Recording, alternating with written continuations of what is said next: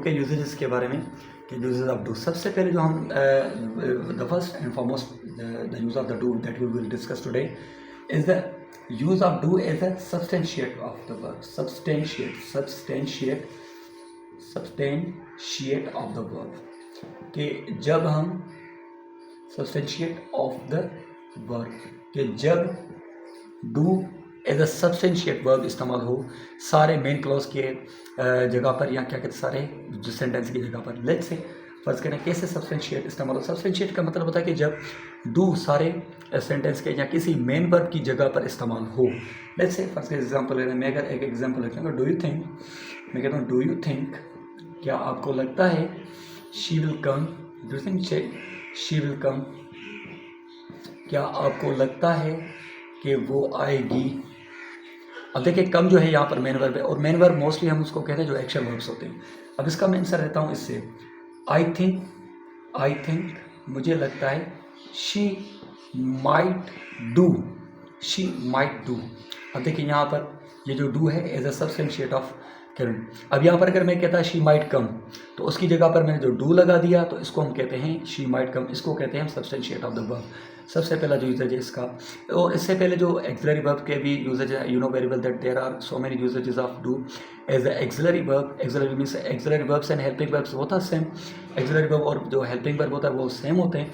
And then we move towards another use of do. अच्छा इसका एक एग्जाम्पल दूसरा भी ले लेते हैं। अगर मैं कहता हूँ कि will you Mary your cousin, क्या आप अपनी कज़न के साथ मैरिज करेंगे। Will you Mary your cousin, yes I will do.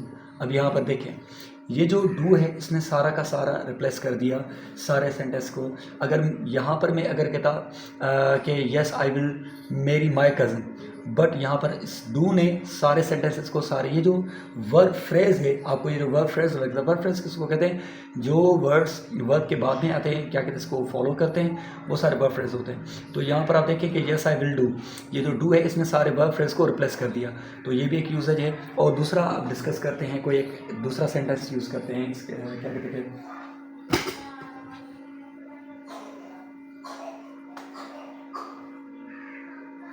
अच्छा अब एक एग्जांपल है दूसरा कि मैं कहता हूँ कि फर्स्ट के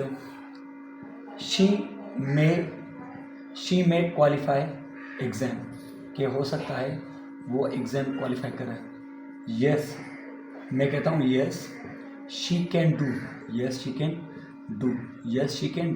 ये स्पेशली यहाँ पर इस्तेमाल होता है। अच्छा और दूसरा मैं एक एग्जांपल देता हूँ, can she pass CSS exam, क्या वो CSS एग्ज़ाम पास कर सकती है। और जवाब उसका देखता हूँ यस शी